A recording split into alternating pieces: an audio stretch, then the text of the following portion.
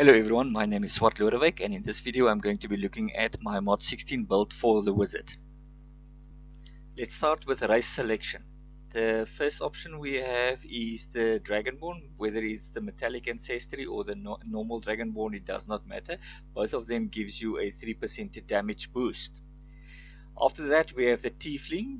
The Tiefling gives you 5% damage boost against targets below 50% health. And then finally the Human, which gives you 250 points to all your ratings and 3 to any ability score. Next up we look at the ability scores. I go for Intelligence as well as Charisma. Intelligence gives you a magical boost of 0.25% and Charisma will increase your recharge speed. We are going to be looking at our AOE build first, and then after that our boss build. So let's move on to our powers. At powers we select the Thaumaturge path and then have a look at our at-wills. I use Ray of Frost and Chilling Cloud as my at-wills. Ray of Frost is my go-to at-will. It currently can do AOE damage at Chill Strike and do a lot of damage in a short time span. As for encounters, we have to decide which encounter to add to our tab first. I personally go for Chill Strike over Fireball. The reason for this is Fireball adds a magnitude of 25, which is amazing in tab, but Chill Strike turns into an AOE spell when put in a mastery slot, which means you add an additional DPS factor to your gameplay. Next, I add Icy Terrain into my Q slot, and then Conduit of Ice in my final slot. So I go for Icy Terrain, Conduit of Ice, and Fireball in my normal encounter spells. As for dailies, I main Furious Immolation. It's very useful to bunch up your enemies, and then I have normally a decision between Ice Knife and Oppressor Force. I use Ice Knife if I have a situation where I have a single target that I have to kill, or Oppressor Force when there's a bunch of enemies to kill. For my class feature, I select my first one as Critical Conflagration. Okay, I missed it.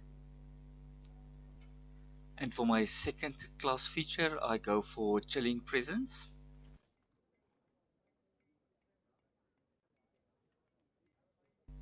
That brings us to our feats. For the first option, I go for Relative Haste. Speeding up my spells is always important. Next, I select Glowing Flames over Icy Veins. Glowing Flames gives us more damage from our smolder, whereas Icy Veins will just give us a more chill stacks. For our third feat, I go for Shatter Strike.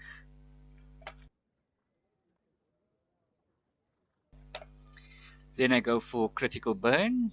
The 10% extra critical severity is very important, and it's also nice to have 25% more critical damage on all smolder targets. And then I select Direct Flames as the final option on our feats.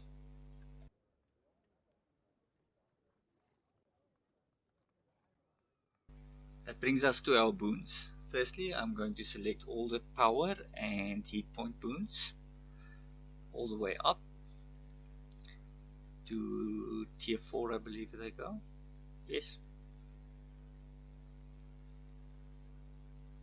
Since they are critically important, I just select them and get them over with. And then also I go for my master boon, Deadly Rage. I can only select 2 at this time, and then I press the commit. I do this just so I can move between my character tab and my boons tab to see what stats is required. We can look at that first one, gives us critical strike. Let's have a look at what the critical strike gives us.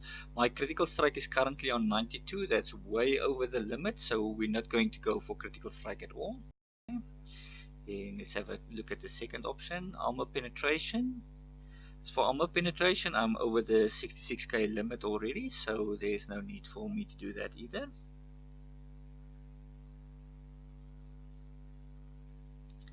Then we have a look at combat advantage. Now I know I need combat advantage. You'll notice if I scroll down, I'm under the limit. So I'm going to have to add some combat advantage there.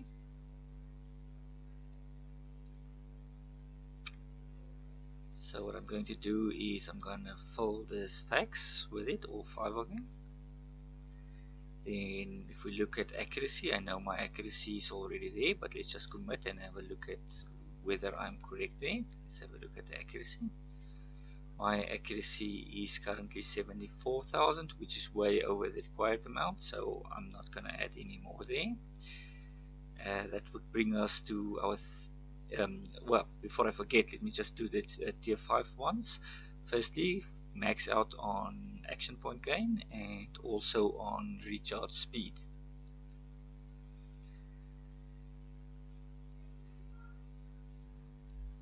Then we go for our third column, which is more defensive. Now, since we are going to try and be a more offensive wizard, we are not going to invest any in this column, which will be damage to specific targets. The first one would be versus cultists, as well as damage resistance versus cultists. Next up we have demons. We have a lot of demons in this game, so that might be a very good option. Then dinosaurs. Dinosaurs are not so well spread out, so maybe not go for that. Then we've got versus undead, and undead there's a lot of, so we'll probably go for undead there. So I think I'm going to put for now 3 into undead and then 3 into demons. Okay, another one that's very important for me is speed, so I'm going to max out the speed so I can stay up with the tank and not get left behind. Okay, I've got 6 more points left to invest. That is companion influence. Will probably need some more. I don't want control resist, and those are based on potions and healing coming in. Don't want to invest into that too much. So what I'm going to do is invest some in my companion influence, so I can get a little bit more stats from my companion, and then invest the last one. This is a tricky one. Probably into, yeah, there we go.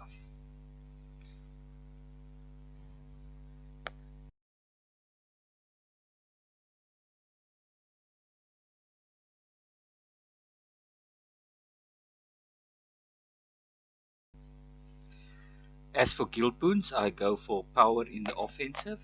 I only have one major option in the defensive, which is defense itself, but if you have hit points, I would rather suggest you go for that. And when it comes to utility, you might also want to select the revive sickness option if your guild does have that.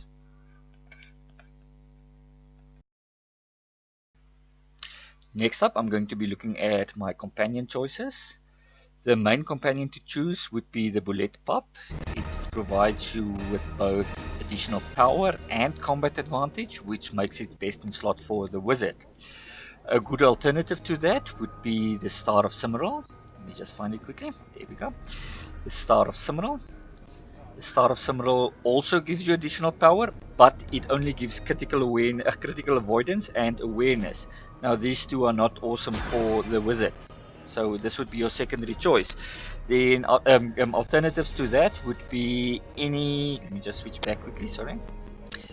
Alternatives to that would be any augmented pet. Now there's a lot of them out there. We can have a look at a few that I might have in my inventory if I look at it quickly. We've got the Ion Stone, we've got another stone. Again, there's a vast amount of them out there, so any of them will do over the normal summon pets, but preferably the Bullet Pup and secondary the Star of Cimmeral. Next up, we're looking at our runestones we're using. So for me, I went all the way with power, so I stacked up all 6 slots with empowered, and I used the equipment that dropped during the Undermounted campaign. Next, we're going to be looking at our powers. I went for potency. Then, because I want power as much as possible, I went for the Kenku Archer. Then, to get additional combat advantage, because my combat advantage was low, I went for the Cryptic's Insight. Then, Baby Deep Crow Presence for more power. After that, we went for the Mercenary Discipline. It gives me both power and combat advantage. And finally, I went for more combat advantage with the Zenatarium Warlock. My mounts. Okay.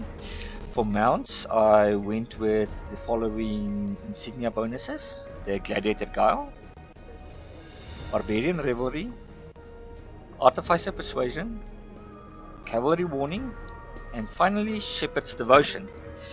When it came to the insignias itself, I mainly went for power when I could, and when I couldn't go for power, I would go for options that will give me let me just find one, sorry.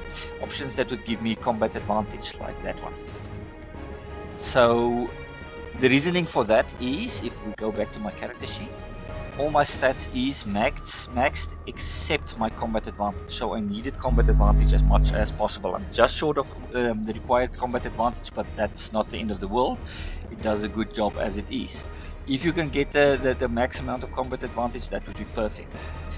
So that brings us to our character itself. Now for my headpiece, I went for the Protege Charmed Hat.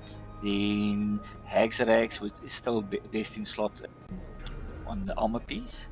Next up, we're going to be looking at the set I used. I still use the Baphomet set, since it is still best in slot. Then for arms, I use the Crash Guard, but it's not the best. The best would be the Jaw Ripper gloves, which gives you encounter powers an additional 3% damage. So if you have that, rather use that.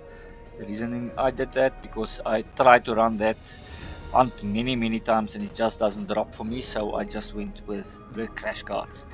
Then next up I went with Alabaster. Then we can have a look at the Hard Rock Knickers. I took that because it gave me another 1500 power for the first 10 seconds in combat. For rings, unfortunately, as far as rings go, I have not had the best luck. The best rings to go for, though, would be the Ebonized Raid ring, as well as the ring of Shadow Stalker +5. It'll be easier. Then as for your shirt, I went with, when your stamina is over 75%, your damage is increased by 3%. Then next up we have, whenever you crit with your powers, you have a 10% chance to gain some action points. I went for that one. Then we're going to look at our artifacts. Now, artifacts is a bit tricky. We're currently still on the AOE. Let me just open this. For my primarily summoned one, I went with the Storyteller. Okay. This is for when I'm doing my AOE. Then I went for the Trubrian's Ring, which basically gives me 3000 power. I took that over the music box because the music box only gives 1500 power. It does, however, give combat advantage, which is a good option. So let me just slot that quickly and show you. If I slot that, my combat advantage is in a very good position. So currently I tend to just go for the Trubrian because I need that burst power at the mimic stages. But there's nothing wrong with using the music box instead. Obviously, I have to use the Shard of Orcus to complete my set. My final artifact is the Staff of Flowers. If you are missing any of these and you want a little bit more power, you are welcome to use the Bad Luck Charm, which you get in both the Barovian and the current campaign when you start the campaign. It gives you 1840 power, which is more than almost all the other artifacts except the newer ones from this mod. Next, we're going to be looking at the armor enchantments. For my armor enchantment, I went with Blood Theft, but you can also go for Bark Shield. Both of them works evenly well in mod 16. Then, as for weapon enchantments, in my opinion, Vorpal is the only way to go. For offensive slots, I went with Radiant. Defensive you can use to fill up your defensive statistics, but you can also go for dark, because dark will give you an additional companion influence which will up your stats even further. What we're going to be looking at next would be our artifact modifications, what I went for. We want a Ray of Frost, so let's just set that active. Okay. So you want your Ray of Frost, since that will be your main at-will that you're going to be using. So I went for at-will there, and then next on we are going to look at the same artifact modification in the case of my offhand. Here I took crit severity. That was purely because my crit severity was too low. Let me just show you quickly. At that time it's currently 110, which is where I want it.